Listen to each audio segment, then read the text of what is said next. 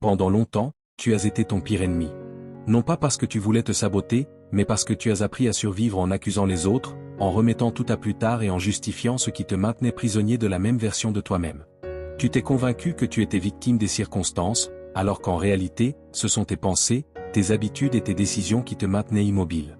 Il existe une voix en toi qui te fixe sans cesse des limites, qui te distrait, te freine, et surtout, te trompe.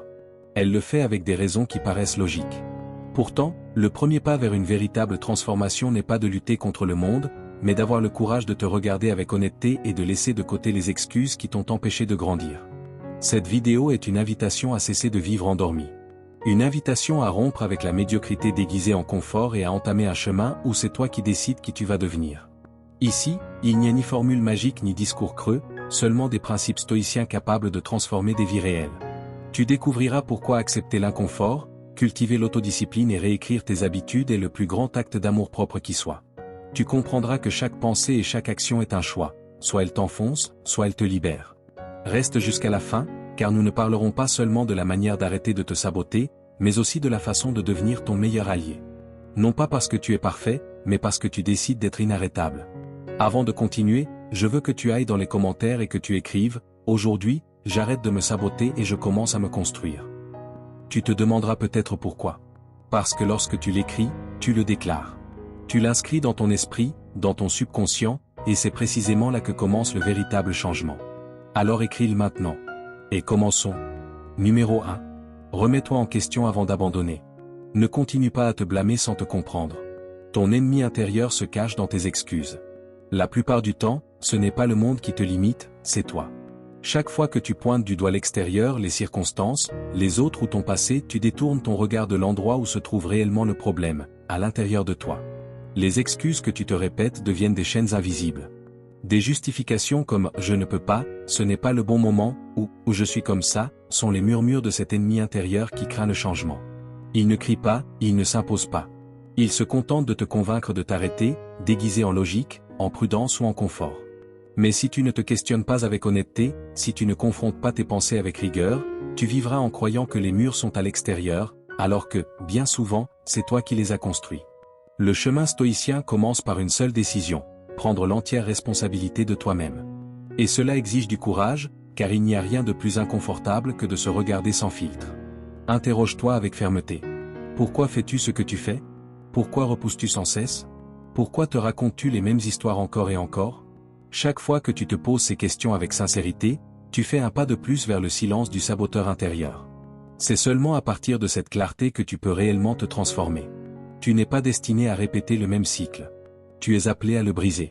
Mais pour y parvenir, tu dois d'abord reconnaître que, bien souvent, la bataille la plus difficile n'est pas contre le monde, mais contre toi-même. Le premier pas pour cesser d'être ton pire ennemi est d'oser arrêter de te mentir. Numéro 2. Accepte l'inconfort comme une partie essentielle de la croissance. Le confort est l'ennemi du progrès. Chaque fois que tu fuis l'inconfort, tu te prives d'une occasion de grandir. Les stoïciens savaient que la douleur et la difficulté ne sont pas des ennemis, mais des alliés sur le chemin de la force intérieure. Épictète disait, ne cherche pas à ce que les événements arrivent comme tu le veux, mais veux-les tels qu'ils arrivent, et tu vivras sans trouble. Cela signifie qu'au lieu de fuir l'effort et l'adversité, nous devons les accepter et les embrasser comme faisant partie intégrante du processus. Si tu veux devenir fort, apprends à supporter l'effort physique. Si tu veux devenir sage, affronte la difficulté intellectuelle. Si tu veux élargir ton esprit, expose-toi à des idées qui challengent ta façon de penser. Si tu veux être émotionnellement stable, résiste à la tentation de te plaindre et de te poser en victime. Chaque fois que tu fais face à une situation difficile, répète-toi avec calme et détermination, cela fait partie du processus. Cela me rend plus fort. C'est ainsi que l'inconfort cesse d'être un obstacle et devient un levier de transformation. Numéro 3. Cesse de justifier ta médiocrité. Les excuses sont le refuge des faibles. Chaque fois que tu te dis que tu n'as pas le temps, que tu n'es pas né avec du talent, que c'est trop difficile ou que ce n'est pas suffisant, tu renforces les barreaux de la prison de ta propre médiocrité. Les stoïciens enseignaient que la seule manière de s'améliorer est d'assumer une responsabilité totale sur sa vie. Tu ne peux pas changer ce que tu refuses de reconnaître. Sois honnête avec toi-même, combien de fois as-tu repoussé un changement important? Combien de fois t'es-tu convaincu que « demain » serait le jour où tu commencerais? La vérité est simple, demain est une illusion. Tu n'as que le présent pour agir. Marc Aurèle disait, ne perds plus de temps à discuter de ce que doit être un homme de bien. Sois en A. Abandonne la mentalité de victime et adopte une mentalité de guerrier. Si quelque chose dans ta vie ne te convient pas, fais quelque chose à ce sujet. N'attends pas que les circonstances soient parfaites. Agis avec ce que tu as, là où tu es. L'excellence n'est pas un don divin. Elle est le résultat de la constance, de la discipline et de la volonté de faire ce que les autres ne sont pas prêts à faire. Si tu continues à justifier ta médiocrité, tu resteras prisonnier de celle-ci. Il est temps de briser le cycle et de reprendre le contrôle. Numéro 4. Transforme la discipline en un style de vie. La discipline n'est pas une action isolée, c'est un engagement constant. Si tu n'es discipliné que lorsque tu te sens motivé, alors tu n'es pas réellement discipliné, tu réagis simplement à tes émotions. Or, l'émotion est volatile, instable et trompeuse. La motivation est une étincelle, mais la discipline est le feu qui brûle sans s'éteindre. Les stoïciens comprenaient que la véritable liberté ne se trouve pas dans l'indulgence, mais dans la maîtrise de soi.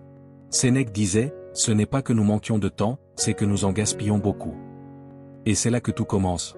La discipline naît lorsque tu cesses de justifier tes distractions et que tu reprends le contrôle de chacune d'elles. Transformer la discipline en un mode de vie signifie faire ce qui est juste, peu importe ce que tu ressens.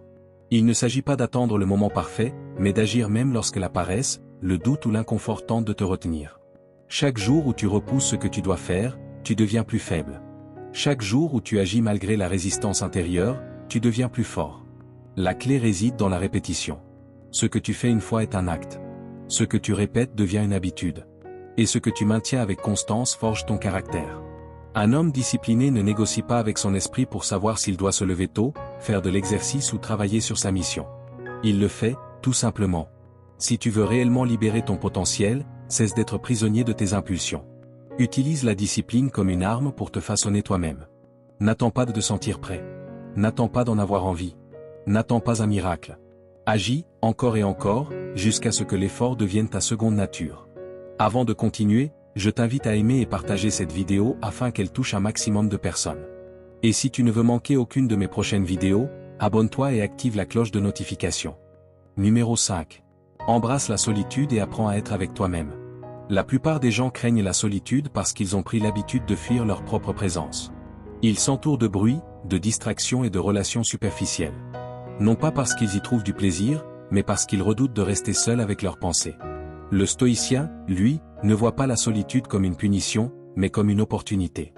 Marc Aurèle disait, « Nulle part l'homme ne peut trouver un refuge plus calme et plus paisible que dans sa propre âme. » Apprendre à être seul est l'un des plus grands signes de force intérieure. Lorsque tu es capable d'apprécier ta propre compagnie, cela signifie que tu as cultivé un esprit apaisé, une mentalité solide et un but intérieur qui ne dépend de personne. Tu n'as pas besoin de validation extérieure ni de distraction constante, tu as besoin de clarté pour continuer à avancer. La solitude n'est pas l'isolement.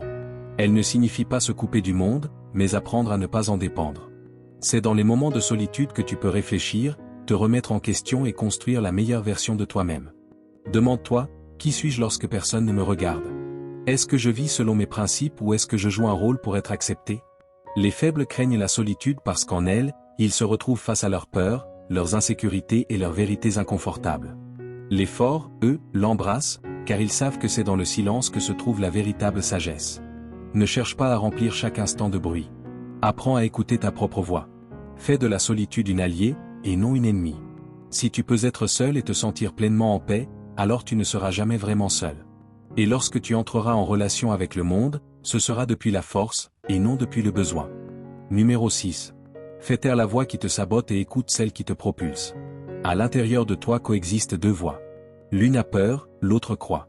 L'une te freine par le doute, l'autre te pousse par la conviction. La première est bruyante, insistante, déguisée en réalisme ou en prudence. C'est la voix qui te rappelle sans cesse tes erreurs, qui amplifie tes peurs et qui remet en question ta valeur chaque fois que tu avances vers l'inconnu. Cette voix ne veut pas ta croissance, elle veut ton confort. Et si tu n'apprends pas à la reconnaître, tu finiras par lui obéir. Le stoïcien ne permet pas à son esprit de devenir sa prison. Il observe, il distingue, et il choisit avec fermeté à quelle voix accorder son attention. Car tout ce que tu penses n'est pas vrai, et chaque doute ne mérite pas d'être écouté. Écouter la voix qui te pousse à avancer n'est pas une illusion, c'est un acte de courage. C'est choisir consciemment de nourrir le dialogue intérieur qui te renforce, et non celui qui t'enfonce. C'est t'autoriser à faire confiance, à avancer, à persister même lorsque l'écho de l'insécurité résonne encore. Cette voix existe, mais elle ne répond qu'à l'appel de l'engagement. Plus tu l'écoutes, plus elle devient claire. Tu n'es pas ici pour répéter les mêmes schémas mentaux qui t'ont limité jusqu'à présent. Tu es ici pour choisir en quoi croire, et agir à partir de cette conviction. La bataille pour ton esprit est quotidienne, silencieuse et décisive. La gagner commence le jour où tu comprends que tu n'as pas à croire tout ce que tu penses, mais seulement ce qui te fait avancer. Numéro 7. Contrôle ce que tu consommes, esprit et corps. Tu es le résultat de ce que tu consommes. Pas seulement dans ton corps, mais aussi dans ton esprit. La nourriture que tu manges construit ou détruit ton énergie. L'information que tu absorbes renforce ou affaiblit ta manière de penser. La discipline ne s'applique pas uniquement à l'action, mais aussi au choix. Les stoïciens comprenaient que la maîtrise de soi était la clé d'une vie vertueuse. Sénèque avertissait, ce qui compte, ce n'est pas la quantité de choses que nous lisons, mais la qualité avec laquelle nous les lisons. Aujourd'hui, cet enseignement est plus actuel que jamais. Nous vivons à une époque de surcharge informationnelle, où des contenus sans valeur peuvent occuper ton esprit sans même que tu t'en rendes compte. Pose-toi la question, de quoi te nourris-tu réellement? Est-ce un savoir utile ou un simple bruit qui te détourne de l'essentiel? Il en va de même pour ton corps. Tu ne peux pas aspirer à un esprit fort si tu négliges ton alimentation, si tu refuses de bouger, si tu laisses la paresse et l'autocomplaisance dicter tes habitudes. Un corps affaibli engendre un esprit affaibli. Un esprit indiscipliné mène à une vie sans direction. Commence à considérer tout ce que tu consommes comme un investissement. Cela te rend-il plus fort ou plus faible? T'apporte-t-il de la clarté ou du chaos?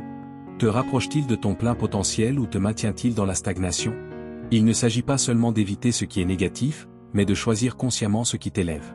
Nourris ton esprit de philosophie, de réflexion et d'apprentissage. Nourris ton corps d'aliments qui t'apportent énergie et endurance. Ne laisse pas ta vie se remplir de déchets mentaux et physiques. Ce que tu consommes te façonne et te définit.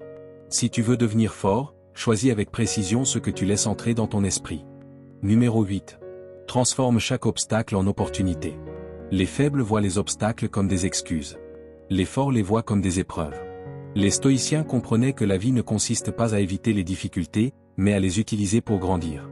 Marc Aurèle l'a exprimé avec clarté, ce qui fait obstacle à l'action fait avancer l'action. Ce qui se dresse sur le chemin devient le chemin. Chaque résistance est donc une invitation à évoluer. Chaque échec, chaque difficulté, est une opportunité déguisée. Mais tu ne peux la voir que si tu entraînes ton esprit à répondre avec lucidité plutôt qu'à réagir sous l'impulsion. Si, face à un obstacle, tu te plains, tu abandonnes ou tu cherches des coupables, tu t'affaiblis. En revanche, si tu te demandes, comment puis-je tirer profit de cette situation, alors tu transformes le problème en levier de croissance. Regarde l'histoire des plus grands accomplissements. Quelqu'un a-t-il jamais réussi quelque chose de significatif sans obstacle? Chaque obstacle peut enseigner la patience, la créativité, la force ou la résilience. Si tu choisis de le voir ainsi, lorsque tu fais face à un problème, cherche l'opportunité cachée en son sein. As-tu perdu quelque chose? Peut-être avais-tu besoin de t'en détacher. Quelqu'un t'a trahi? Désormais, tu sais à qui ne pas accorder ta confiance. As-tu échoué?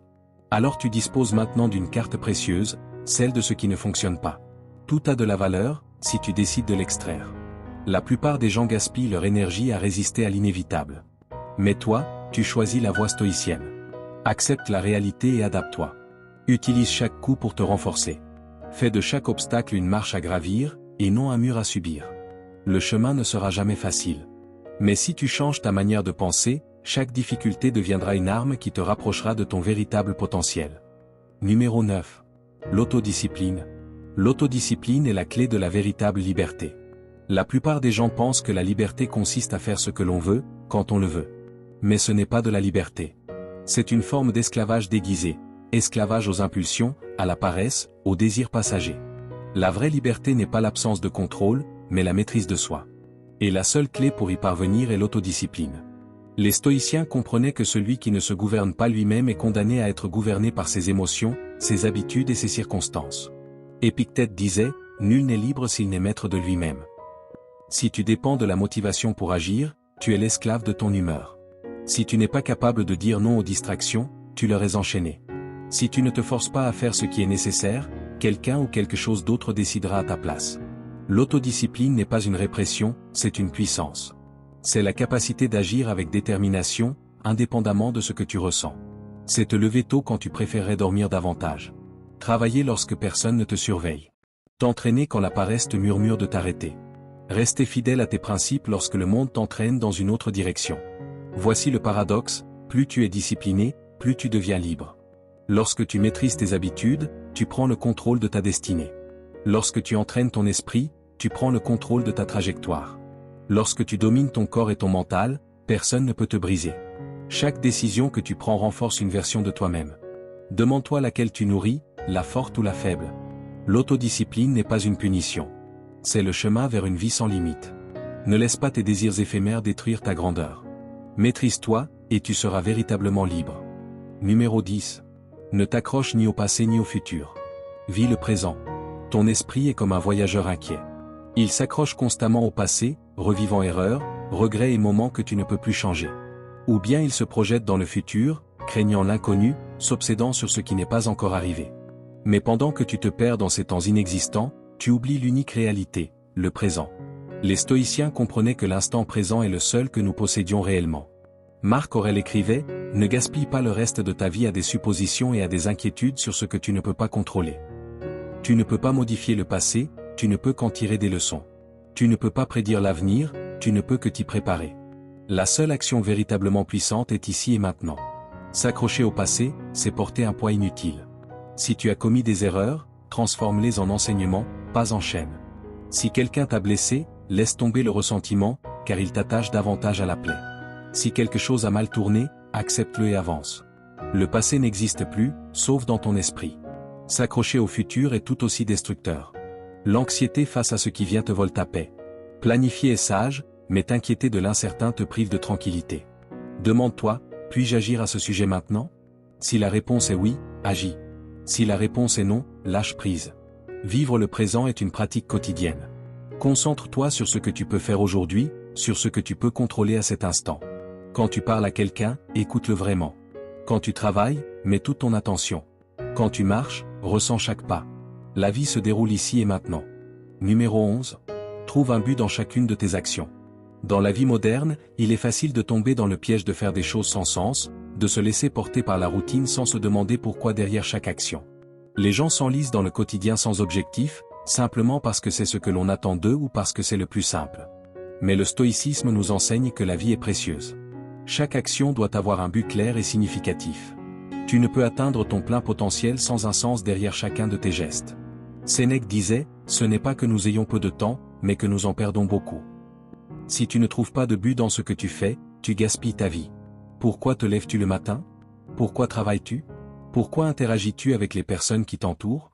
Si la réponse à ces questions ne te satisfait pas, alors tu ne te rapproches pas de tes valeurs, de ta croissance ni de ta mission. Tu laisses le temps s'écouler sans en exploiter la véritable puissance. La clé est d'aligner chaque action sur tes principes. Si tu travailles, fais-le dans le but de créer de la valeur, et non simplement pour gagner de l'argent. Si tu apprends, fais-le pour t'améliorer, et non pour accumuler des connaissances vides.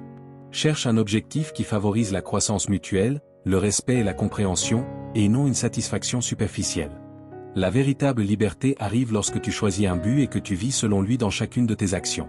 La vie n'est pas une succession de tâches sans sens. Si tu trouves un objectif dans chaque instant, même le plus petit, chaque action devient un outil pour construire ta meilleure version. Vis avec intensité. Numéro 12. Réécris tes habitudes. Chaque action est un vote pour la personne que tu choisis d'être. Tu n'es pas tes intentions, tu es tes répétitions. Chaque acte que tu réalises, aussi petit soit-il, est une affirmation silencieuse du type de personne que tu es en train de construire. Tes habitudes ne sont pas des accidents ni de simples routines inoffensives, ce sont des choix constants. Tu ne peux pas attendre une vie consciente sans agir. Le stoïcien comprend que la véritable transformation ne se produit pas d'un seul coup, mais dans l'intimité du quotidien, là où personne ne te voit, là où se forgent ou se détruisent les piliers de ton destin. Changer n'est pas une promesse que l'on se fait une fois, c'est un engagement que l'on renouvelle à chaque action. Chaque décision compte, car chacune est un vote pour la discipline ou pour la négligence, un vote pour ta force ou pour ta faiblesse. Attendre de grands changements sans aligner tes habitudes sur ces changements revient à te mentir à toi-même. Si tu veux devenir quelqu'un de différent, commence à agir comme cette personne, non pas quand c'est facile, mais dès maintenant. Et répète, non pas par motivation, mais par identité. Car celui qui choisit consciemment ce qu'il répète construit le type d'esprit qui n'a pas besoin de force extérieure pour avancer. Dans le stoïcisme, il n'y a pas de transformation sans intention, et il n'y a pas d'intention sans action soutenue. Réécris tes habitudes, car en le faisant, tu réécris ton histoire. Si tu es arrivé jusqu'ici, tu as déjà fait le premier pas pour cesser d'être ton pire ennemi et commencer à construire une version de toi plus forte, plus consciente et plus libre. Tu as appris 2 principes stoïciens qui ne sont pas de simples idées, mais de véritables outils pour transformer ton esprit, tes habitudes et ta vie. Souviens-toi, chaque décision que tu prends est un vote pour la personne que tu choisis d'être. Ne cherche pas le moment parfait. Commence aujourd'hui. Commence par toi-même. Si cette vidéo t'a apporté de la valeur, aime-la et partage-la avec ceux que tu sais aussi en train de lutter pour s'améliorer. Que ce message atteigne le plus de personnes possible, celles qui ont besoin de se réveiller. Et si tu veux continuer à renforcer ton esprit, je t'invite à regarder la prochaine vidéo où nous approfondirons le pouvoir du stoïcisme appliqué à la vie quotidienne. Abonne-toi et active la cloche pour ne rien manquer. Le chemin ne fait que commencer.